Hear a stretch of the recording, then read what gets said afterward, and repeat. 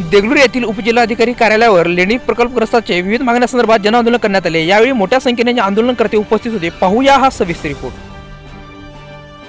लोकांचा करायचं काय?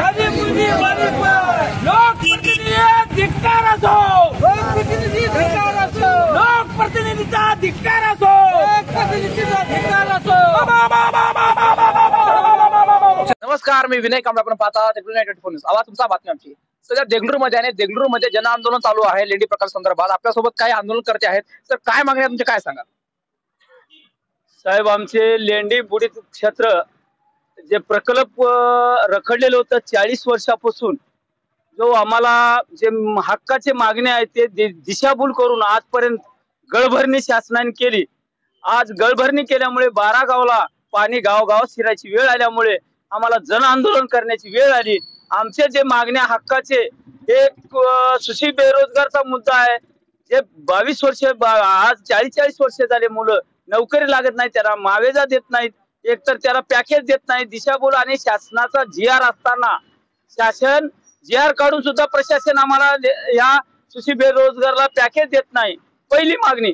दुसरी मागणी आहे आमच्या भेंडेगाव खुर्द येथे स्वेच्छा म्हणून त्यांनी आम्हाला न मागता आमचा विश्वास असा घात केले, आम्हाला कुठलेच विश्वासात न घेता त्यांनी पुनर्वसन 12 किलोमीटरवर जाऊन त्यांनी पुनर्वसन केले।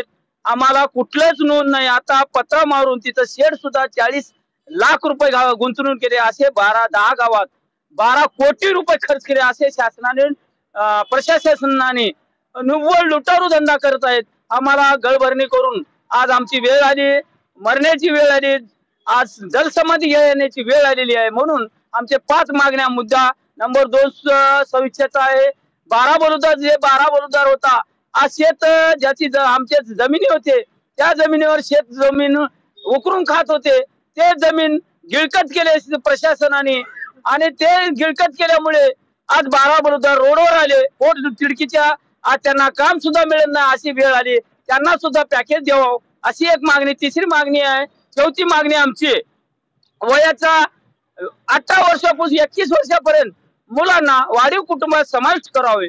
आणि ज्याला मुलगा आहे, मुलगा आहे तिथं मुलगी नाही, अशा ठिकाणी मुलगी समाविष्ट करून घ्यावं, हे महत्वाचे मुद्दे आहे।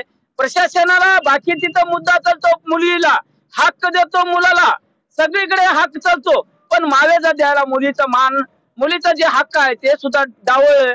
तर प्रशासनाने असं काम करते, तर आम्हाला विश्वासात दिशाभूल करून 18 वर्षाला मतदान घेतो, पण आज आम्हाला मतदानाचा हक्क आहे पण मावेजाचा हक्क नाही। हे कसं प्रशासन, हे काही कळत नाही। आमच्या 12 गावाला निव्वळ येड्यात काढलं शासनाने।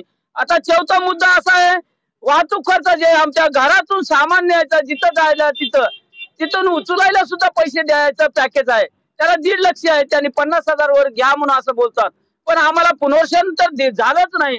पण आज आमच्या गळभरणी झाली, आज उद्या आमच्या गळभरणीना उद्या पाणी, या वर्षी नाही तर पुढच्या वर्षी आम्हाला, या वर्षी 100% पाणी गळभरणी झाल्यामुळे आम्हाला पूर्ण जलसमाधीची वेळ येण्यापेक्षा इथंच मरावं म्हणून साखळी उपोषण केलं। साहेब, तुम्ही या संदर्भामध्ये इथले जे काय स्थानिक तुमच्या अधिकाऱ्यांना बोलत होता, पण लोकप्रतिनिधी यांना इथले खासदार असतील, आमदार असतील, याच्यावर तुम्ही मागणी केली की नाही? अहो, लोकप्रतिनिधी, प्रशासन, शासन हे चोर झालेत, लुटारू झालेत।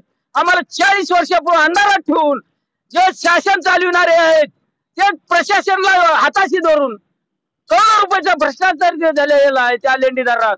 आज 16-12 कोटी रुपये आले पत्रा शेड साठी।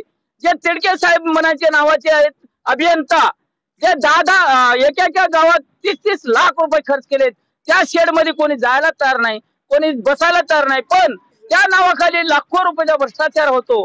पण त्या सरकारनं पाठीशी घालून प्रशासनाला जवळ घेऊन असे हजारो करोडो रुपयाचा भ्रष्टाचार होतो। पण एका बाजूला तर लोकप्रतिनिधी आम्हाला सांगतात की आम्ही लेंडी प्रकल्प एका वर्षात पूर्ण केलेले आहे आणि त्यांचे जे काही प्रकल्पग्रस्त आहेत त्यांना आम्ही सगळ्या जे काही मागण्या त्याचे मान्य केले असं सांगितलं जातं। तुम्हाला जे शासन चालवतात, जे शासन चालित दिशाभूल करून प्रशासनाला हाताशी धरून करोडो रुपयाचं बजेट आणून 1 करोड रुपयाचा घाटा करून आमच्या पोटतिडकीच्या 12 गावावर अन्याय करतायत।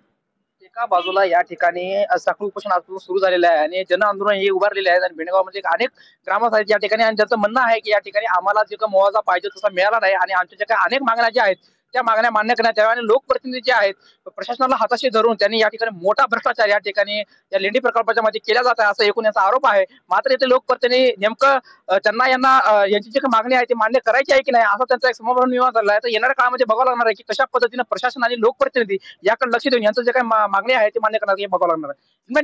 देगलूर.